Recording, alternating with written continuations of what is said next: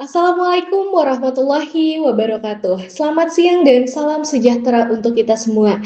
Mari kita panjatkan puji dan syukur kehadirat Allah Subhanahu wa taala karena atas rahmat, nikmat dan hidayahnya kita dapat melakukan UAS dengan cara presentasi melalui video hari ini dengan sehat walafiat.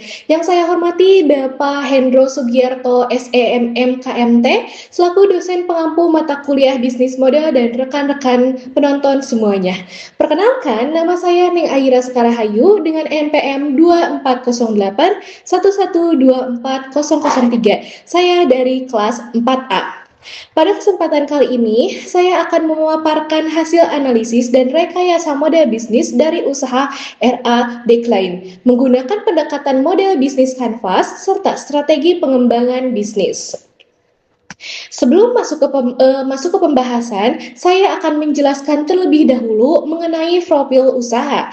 RA Decline merupakan usaha yang bergerak di bidang jasa desain visual berbasis on demand. Artinya, desain disesuaikan dengan kebutuhan, keinginan, dan permintaan masing-masing pelanggan. Layanan yang ditawarkan cukup beragam, mulai dari pembuatan poster, banner, stiker, amplop, undangan, hingga konten promosi. Target utama kami adalah pelaku UMKM yang membutuhkan media promosi dengan desain yang menarik namun tetap terjangkau. Dengan konsep tersebut, RA Decline berupaya membantu UMKM untuk meningkatkan kualitas branding dan pemasaran produknya. Selanjutnya, ini adalah bisnis model kanvas atau kondisi awal sebelum dilakukannya pengembangan. Pada kondisi awal, RA Decline masih menjalankan model bisnis yang cukup sederhana. Target pasarnya masih sangat luas sehingga belum memiliki fokus yang sangat jelas. Nah, pendapatan utamanya juga berasal dari satu pintu kas saja, sehingga model bisnis seperti ini memang dapat bisa berjalan, namun memiliki potensi pertumbuhan yang belum optimal. Berdasarkan hasil analisis, saya menemukan dua permasalahan utama. Yang pertama adalah the traditional trap, yaitu target pasar yang terlalu luas. Awalnya, RA Decline ini menargetkan mahasiswa, individu, dan UMKM secara umum. Akibatnya, strategi pemasaran kurang fokus sehingga promosi tidak maksimal dan sulit membangun posisi yang kuat di pasar. Permasalahan kedua adalah kebocoran finansial. Selama ini, pendapatan hanya berasal dari jasa desain satuan, sehingga nilai transaksi pelanggan bergantung pada pembelian satu desain saja. Kondisi ini membuat pertumbuhan bisnis menjadi kurang optimal. Untuk mengatasi permasalahan tersebut, kami mengusulkan beberapa strategi. Strategi pertama yaitu menentukan beachhead market. Untuk memilih pasar yang lebih spesifik, kami memilih pemilik UMKM mikro rumahan yang berjualan di area komplek perumahan dan aktif di grup WhatsApp warga.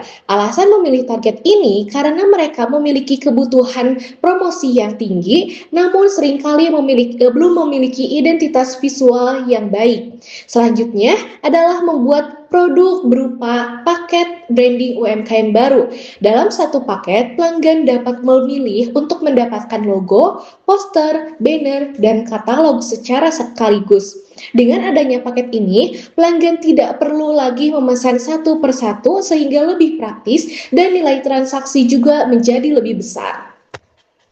Kemudian kami juga memberikan keunggulan berupa mobile freeze design optimization. Artinya, seluruh desain dibuat agar nyaman dilihat melalui smartphone, menggunakan ukuran font yang jelas, file yang ringan agar mudah dibagikan melalui WhatsApp, serta proses pengerjaan yang cepat. Keunggulan ini disesuaikan karena kebiasaan target pasar yang sebagian besar menggunakan WhatsApp sebagai media promosi. Selanjutnya adalah perubahan pada arsitektur finansial. Dalam model lama, sumber pendapatan hanya berasal dari jasa desain satuan. Sedangkan pada model baru, sumber pendapatan menjadi lebih beragam. Selain jasa desain satuan, RIA The Client juga memperoleh pendapatan dari paket branding UMKM baru dan layanan tambahan seperti revisi atau desain lanjutan. Dengan strategi ini, nilai transaksi pelanggan menjadi lebih tinggi karena mereka membeli paket lengkap bukan hanya satuan produk. Selain meningkatkan omset, model ini juga membuka peluang terjadinya pembelian secara berulang. Nah, selanjutnya adalah MVP, Minimum Variable Product. MVV merupakan bentuk awal dari solusi yang ditawarkan untuk diuji langsung kepada pelanggan. Dalam kasus RA Decline, MVP yang dikembangkan adalah paket branding UMKM baru. Melalui MVP ini, pelaku UMKM dapat mencoba layanan paket lengkap dengan biaya yang lebih efisien dibandingkan memesan satu persatu. Hasil dari MVP nantinya akan digunakan untuk memperoleh pemasukan dari pelanggan sehingga produk dapat terus disempurnakan sesuai dengan kebutuhan pasar. Setelah dilakukannya perbaikan, bisnis model Canvas mengalami beberapa perubahan yang sangat penting. Target pelanggan menjadi lebih spesifik, yaitu UMKM mikro rumahan. Value proposition juga semakin kuat karena menawarkan paket branding lengkap dengan desain yang dioptimalkan untuk promosi digital melalui WhatsApp.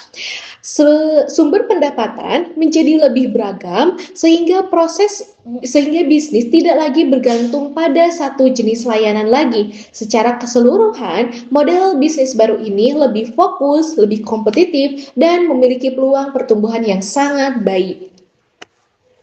Sebagai penutup, dapat saya simpulkan bahwa hasil analisis menunjukkan RA Decline perlu melakukan rekayasa model bisnis agar mampu terus berkembang. Perubahan pertama yang utama dilakukan mempersempit target pasar menjadi UMKM mikro rumahan yang aktif di komunitas WhatsApp. Selain itu, dikembangkan juga paket branding UMKM baru sebagai solusi yang lebih sesuai dengan kebutuhan pelanggan. Melalui strategi tersebut, diharapkan RA Decline dapat meningkatkan nilai transaksi, memperoleh pelanggan yang lebih loyal, menciptakan peluang pembelian berulang, serta mengembangkan model bisnis yang lebih fokus, kompetitif, dan berkelanjutan. Sekian pemaparan dari saya. Terima kasih atas perhatian Bapak dan rekan-rekan penonton. Wassalamualaikum warahmatullahi wabarakatuh.